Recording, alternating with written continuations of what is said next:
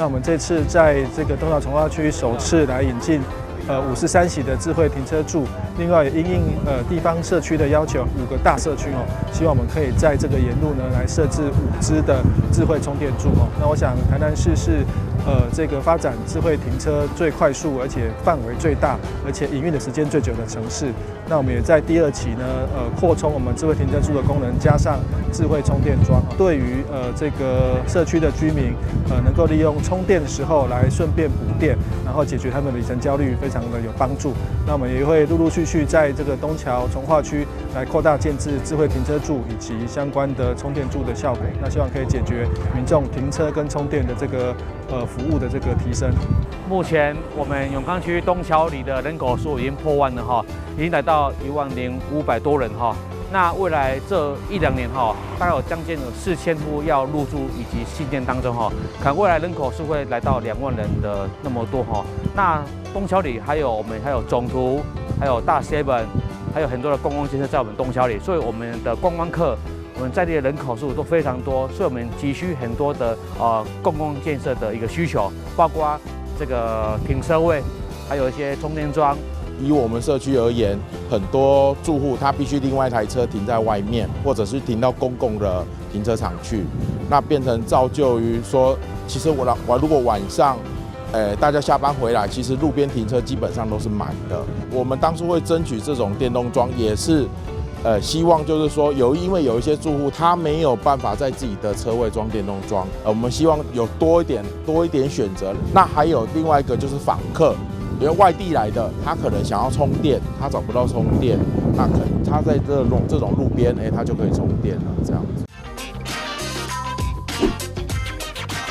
掌握市政3分钟，台南进步向前冲。那这边总共有5个智慧充电桩，总共要在深设置53处智慧停车柱。所谓智慧，就真正是全能，就是说停车付费就一次完成，就不用再拿纸本的停车单，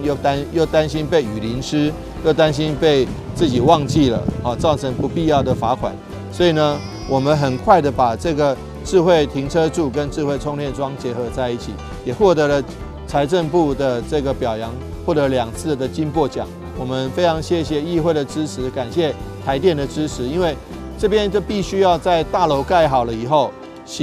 人行道做好了以后，才可以开始设置智慧停车桩。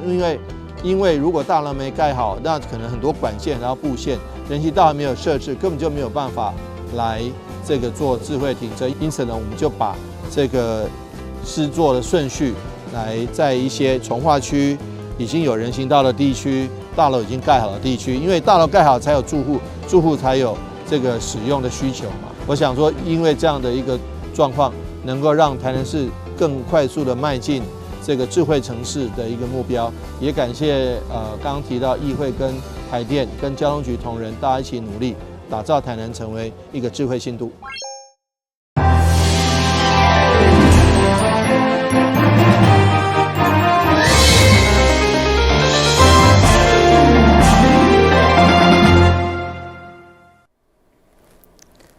又是今个欢收看1月8号的中嘉台南电新闻。随着农会业绩成长，影响力扩大，农会选举一直相当的竞争。这次将在2月15号进行的台南地区农会代表选举，因为选举结果将决定未来总干事人选甲农会运作方向，备受瞩目。议员郭清华表示，现任总干事杨宪林因为有案在身，却想要将总干事交予后生接任，引发各界不满。所以上午伊率领数10位农民朋友前往农会总部表达抗议。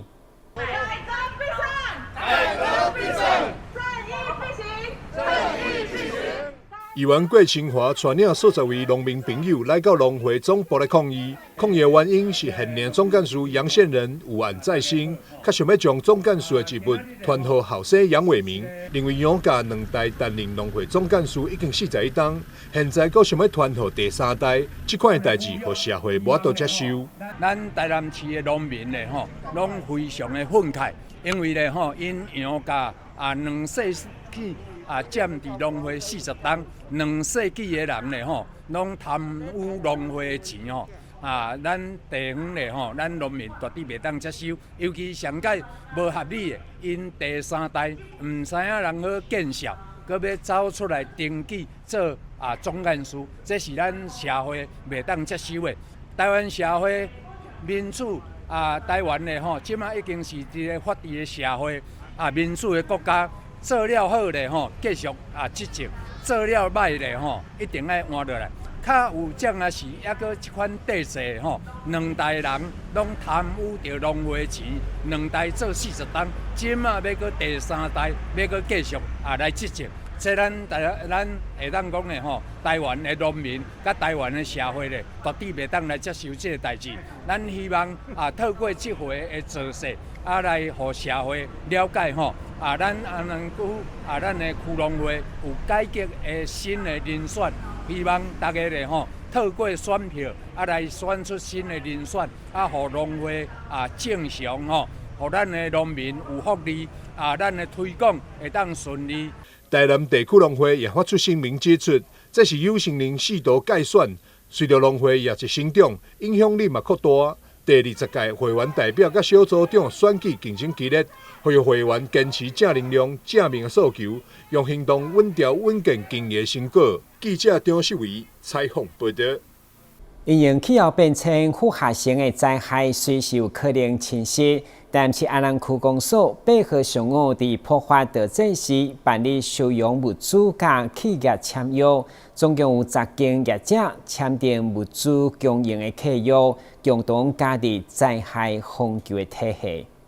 最近台湾地震不断，同时嘛提醒平时资源的紧闭，甲伫防灾量能的重要性。俗语讲，政府的资源有限，民间的力量无限，因此安南区公所为了扩充配合咱收容处的收容量能，以及强化灾难时物资紧急的调度甲的供应，配合上午特别甲10间的企业来签订物资各地的供应契约。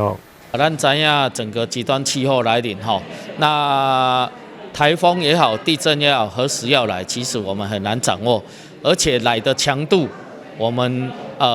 可以看到最近的一些例子哈，所以为了防范未来安南区这里特别来找我们在地的很多的相关的厂商来合作来签订相关的协议啦哈，无论是我们收容的时候的收容地方，我们的床铺、我们的房间、卫浴设备，或者是说我们的物资，跟我们所谓维生器材所需要的一些发电机等等，我们都希望能够事先把它准备好，有备而无患。然后最好用不到，但是我们期待如果用到的时候，我们能够有充分的准备、充分的设备、充分的资源，能够来服务这些灾民。即届签约的业者，除了提供受灾民众的3顿加入民生物资，另外破发地震时，嘛提供乡客大楼，会用的容纳120人。非常感谢安南区区公所和破发地震时有这个机会加入咱灾害收容的这个行列。那么本时即马大概伫灾害收容方面会当收容120位咱提供的这个房间上下铺拢总是真正清气真正清幽，包括咱的空调设备包括咱热天咱的烧水的设备包括咱楼骹的餐厅会使讲食甲困拢总是不予匮乏真正感谢啦区公所当然伫功能业不足，必须要咱宗教力量来投入。我嘛呼吁讲，咱社会各界会当加入到咱所有这个防灾救灾的行列。即届签约有美善基金会、小肉店、快餐的业者，以及民生食品、甲伫尾白生活馆等，同时还有寺庙、旅馆业者，甲伫养护机构提供在时的收容空间，充分发挥着公司来协力，补足公部门量能上的不足。台南新闻人员采访报道。民进党台南市党部8号发表台南本土证的宣言，希望伫台湾文化社会甲大家做伙追求民主自由，并且公开联名的刊物，特别是用温度的纸本印刷，希望发掘台南生活当中的人事物。民进党台南市党部伫注意郭国文的带领，为了找回当初的理念，强调民主的价值。以立公共事务来成为出发点，上午发表台南本土证的刊物创刊号，希望透过在地连结来认识地方。今天主要透过这个签字的方式，我们还是相信呢印刷的文字的魅力哈。那我们一直想说要强调这个初衷的理念，然后我们就想说回到原始的这一种那个理念宣传的方式，就透过纸本的方式，所以说今天才会有一个纸本印刷的一个发想。但是呢，我们又不同于过去的方式，特别强调这个民主价值。民主价值现在已经深入人心了哈。那每一个人对民主价值的一个期待，应该是大家所有台湾人民的公约数。但是对公共事务的热情的出发点，我们想要点燃不同的方式，想要透过在地的了解，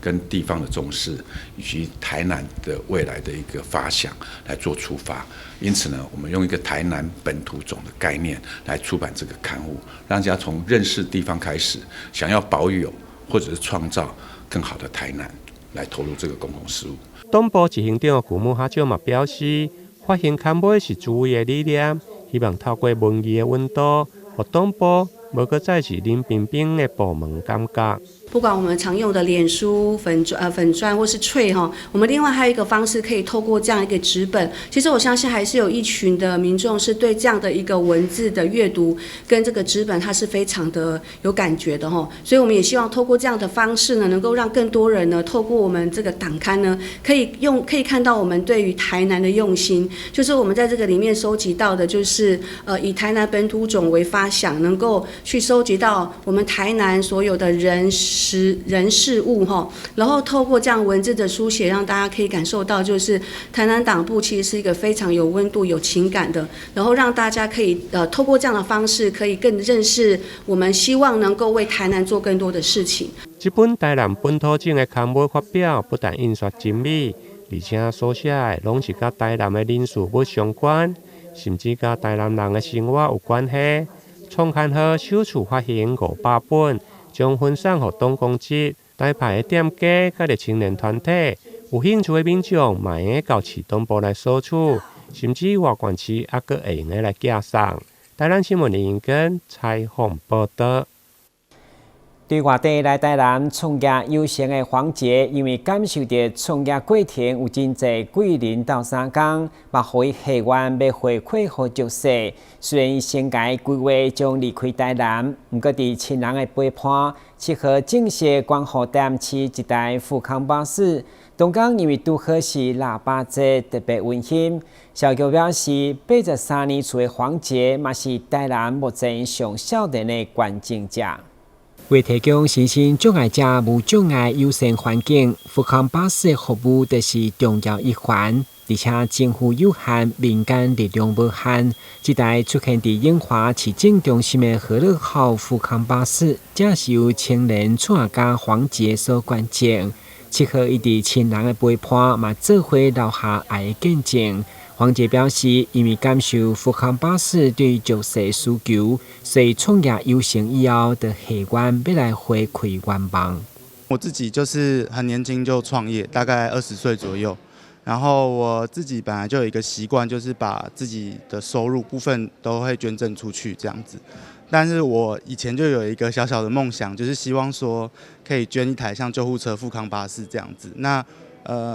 会觉得说，就是如果有这个富康巴士，可以让就是身障者在出门会比较方便。83年厝的黄杰对外地来台南创业，虽然有其他先界规划将离开，不过伊个人名义所关键的富康巴士，这份爱心将继续陪伴台南人。市长吴依婷甲社会局副局长叶志明嘛代表受证。根据了解，伊正是台南目前上少年的关键者。那黄先生这么年轻创业，那能够在家人的支持以及朋友的支持，还有自己的创业的支持，能够这个发挥社会的爱心，这个是让我们非常非常感动了。这个黄先生大概是我们今年捐赠富康巴士里面最年轻的哈，所以真的积善之家必有余庆啊。消局表示，目前台南155台富康巴士，一天大约在台湾20-30台。而感恩的是，过年前就将安排有4台车的观景。这号观景当天嘛，因为拄好是腊八节，特别温馨。台南新闻军籍采访报道。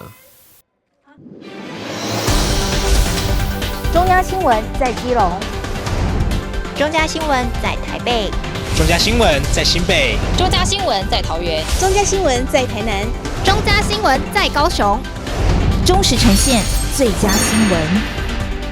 每周六下午1点，请锁定高雄都会台中嘉新闻周报，带给您最在地的观点，最有人情味的报道。台湾好新闻就在中嘉新闻周报。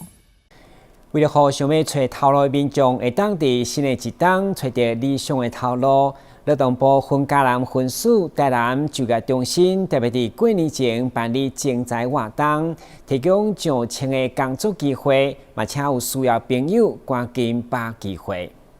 劳动部劳动力发展署分家南分署台南就业中心，伫咧1月9号到20号，规划6场征才活动，产业涵盖制造业、服务业、餐饮业、客运业、量贩业、旅宿业、土木工程业等，总共34间公司抢请这块需求。在农历年前，让找工作的朋友们办年货、找工作过好年。台南就业中心在1月份办理6场次的现场征才。邀请制造业、餐饮业、物流业等34家优质厂商，提供1000个以上的工作机会。其中，餐饮业更开出8万元高薪招聘店长，物流业也开出7万5千元招聘宅配司机。找工作的朋友们，请务必把握年前的面试机会哦。台南就业中心1月份的第1场征才活动，即将伫咧1月9日下晡2点开始，地点伫咧宁德区公所。接下来其他场次是为1月16号到20号，伫台南罗岗娱乐中心后边的广场。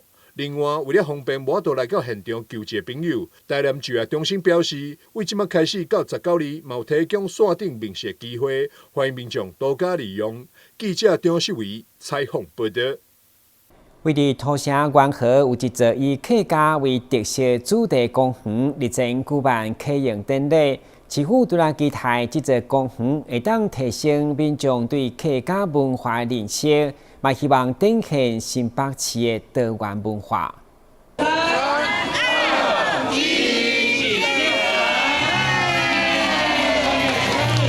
由土城在地客家社团带来的开场表演，台下观众都沉浸在客家乐曲的熏陶中，欣赏长辈们热情奔放的演出，现场洋溢着欢乐的氛围。新北市土城区元和公园客家特色营造于今日举行启用典礼，以桐花、马赛克拼贴墙面翻新公园入口，同时于告示牌、景观墙等建物加入客语音标，通过视觉化的方式展示客家族群的特色。新北市副市长陈纯进也亲自出席，除了亲自揭牌外，也特别参观了公园设施，并发放客家特色文具组给现场来游乐的小朋友们留作纪念。陈纯进表示，元和公园是新北首座客家特色景观营造，不仅展现了新北市多元族群融合的团结氛围，也符合把新北市建立成一座安居乐业的城市理念。现在已经有24万，超过24万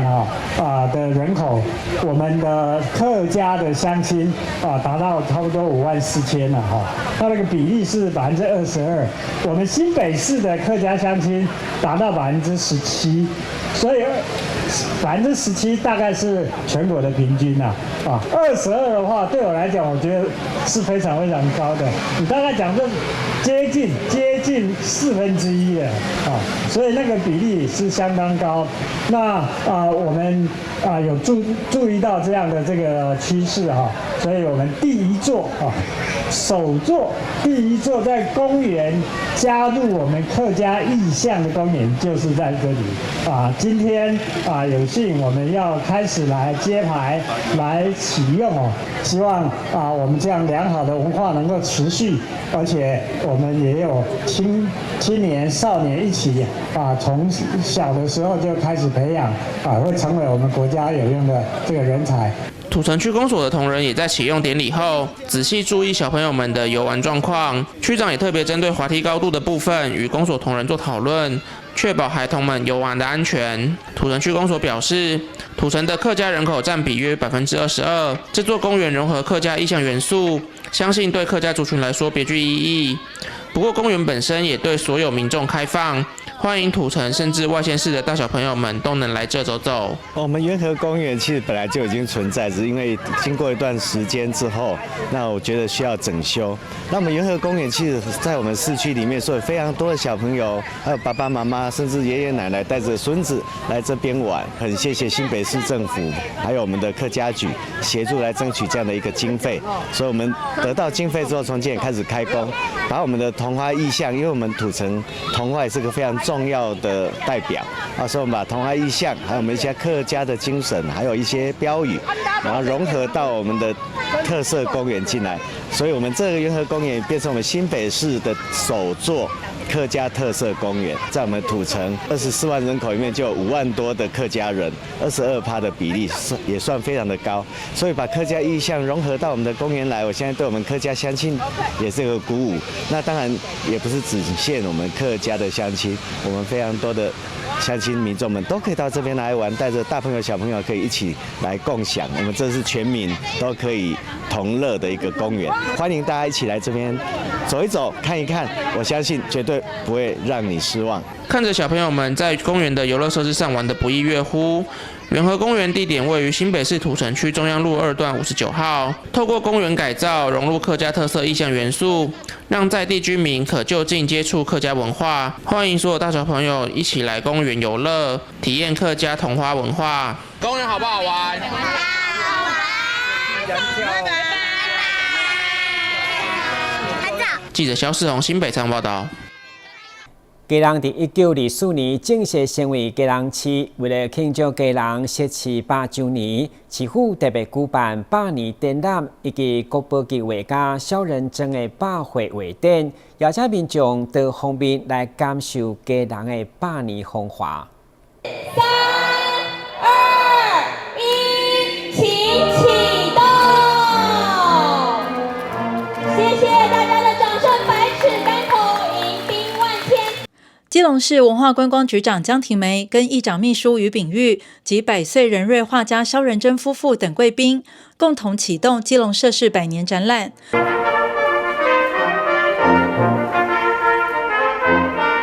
这次透过饮食、文化等6大主题，带领民众来探索基隆100年发展的精彩。这次市府更携手社大与文史工作者，首次完整公开战后基隆7区的煤矿矿山图和运煤的轻铁路线，见证当时煤矿产业兴盛的基隆在东亚航运枢纽位置。我们基隆的发展其实是根据两个主体啊，就是海港跟煤矿。那虽然说煤矿已经不见了，但是这是我们以前基隆市的一个光荣的传统，所以我花了6年时间，我们调查整个基隆市7个行政区，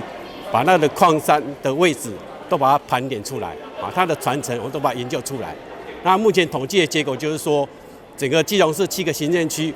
战后有109座的矿场，那有20条的轻铁变轨道。好，那我们把它整理出来，让市民知道说，我们基隆市在煤矿时代，它是非常重要的一个地方。那离我们这边最近的就是在月梅路这个大河坑，好，那是很容易亲近的，而且它坑口都还保留完整。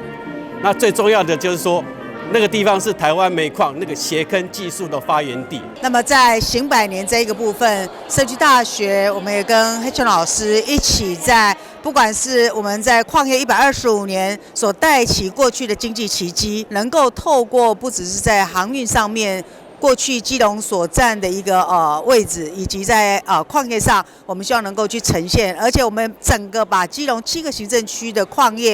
场重新盘点，让大家看到过去曾经有过的一个矿业的一个经济，带动整个基隆的各行各业的一个发展。那最主要就是将我们在基隆近100年来发生的所有事物，包含我们过去所发生的历史，一并的呢整理出来，在每一位基隆人的面前。我想这是非常非常重要的基隆学，也就是将我们在地发生的事情以及过去的风貌，全部都呈现在现代的基隆人上面。所以希望大家能够多来逛展，多来了解一下我们基隆这座城市美丽与哀愁，还有过去的演变。基隆生日快乐！百尺竿头，迎宾万千。我们非常希望，就很多的市民朋友，还有很多的好朋友能来看看我们这次的一个策展。那我们这次的策展呢，有透过6个系列，让大家知道有100年的文化，有100年的历史，100年的那个宗庙，还有无形文化资产，还有100年的建设、100年的教育以及100年的人文哦。我们希望透过很多的100年，集合成基隆现在的样貌。这次的基隆社事100年活动，也特别邀请到高龄100岁的国宝级画家萧仁珍开办100岁画展，老师众多的粉丝和学生都到场献花祝福。我是基隆人，我在基隆住了7、80年了，在基隆住了7、80年。这个对基隆啊特别喜爱，喜欢基隆。基隆三面有山啊，有水，这有水啊，给我的灵感的启发，给他的灵感的启发，是我作画的泉源。真的很难得，然后有一个水墨的国宝画家萧仁珍老师，他今年的话你也知道就是100岁，然后也刚好的话有这个100岁的画展，这样子非常难得。那真的是基隆是一个非常就是慢慢一个繁荣，而且又有底蕴文化的一个地方。庆祝基隆社事100年，各项展览内容丰富，即日起展出到1月19号。欢迎民众把握这难得的机会，来感受基隆的100年风华。记者黄日升、陈淑平基隆报道。感谢收看1月8号的中嘉台南电新闻，我是顾文杰，咱再会。